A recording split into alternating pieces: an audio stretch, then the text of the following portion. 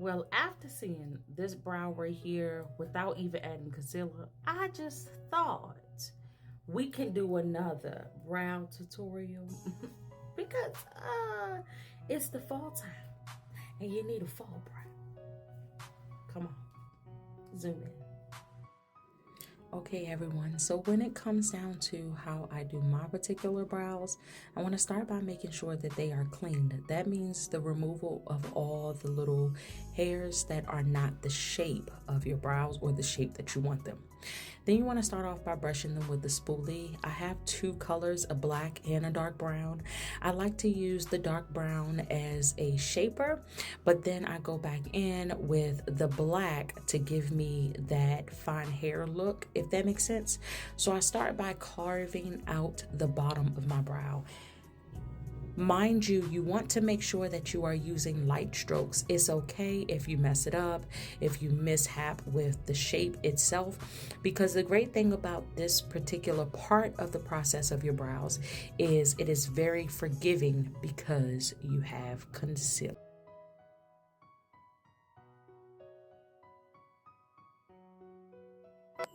So just following the natural shape of your brows, you want to just go ahead and fill them in to your liking. Take your spoolie brush and begin to brush forward, brush back, brush up. What you are doing with this particular part is you are smoothing out that product. That means you are blending it to your liking, you are getting the shade, and you are thinning out the lines, the harsh lines. So when you are using your spoolie, just imagine your spoolie is created to blend out those harsh lines, okay?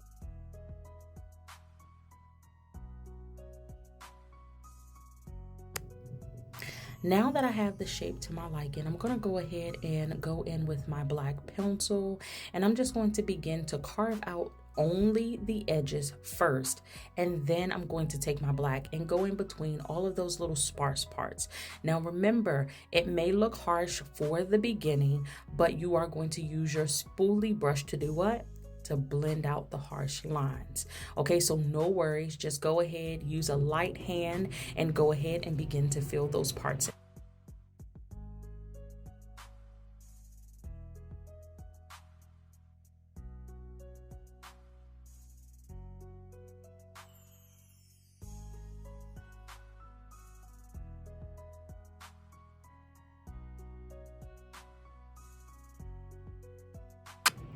Now we are going to go ahead and use our concealer. You can use a concealer of your choice. This right here is the e.l.f. concealer in the hydration. I like to pull out the top and use the product that is on the tip of the brush. Now, using the pointed part of your brush, you are going to go ahead and trace out the bottom of your brow. Using the bottom pointy part of your brush is going to give you that sharp line, okay? So we are using this to get rid of any lines that don't belong there, but also to tighten up that line, make that line look really nice, sharp, and good. Pull your product down the brow, meaning you're going to pull it over top of your lid. Now this will prepare your lid for whatever product you're going to put on it, but me, I'm just wearing brows today, so I'm just going to take my brush and I'm going to blend that product out to make it look seamless with my lid, okay? Just go ahead and do that.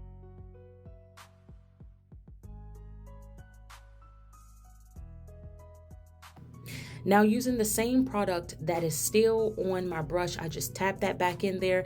Now I'm going to use the side of the brush, allowing the side of the brush to trace my brow out at the top. So at the bottom, you are using the tip of the brush. At the top, you are using the side.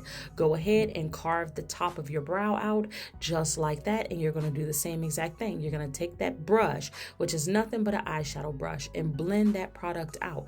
You want it to be seamless with your skin.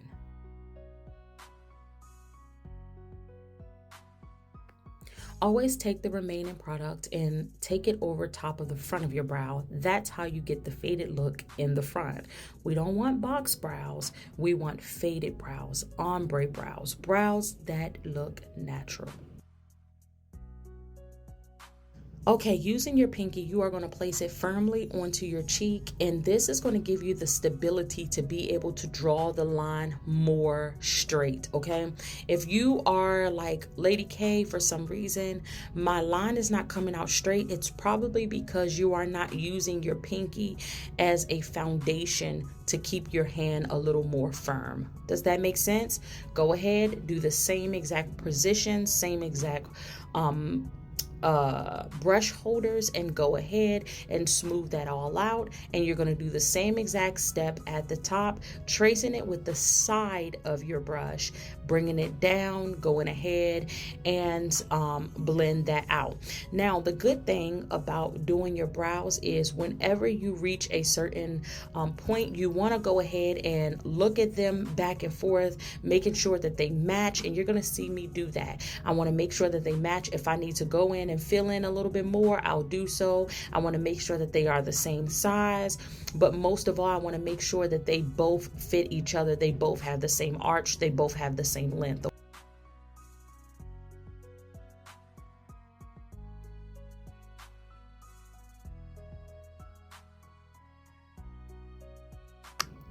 At this point, you just want to go back in and fill in any sparse spaces that you want, and you're going to end up with your brows looking like this. Yes, that's what we want.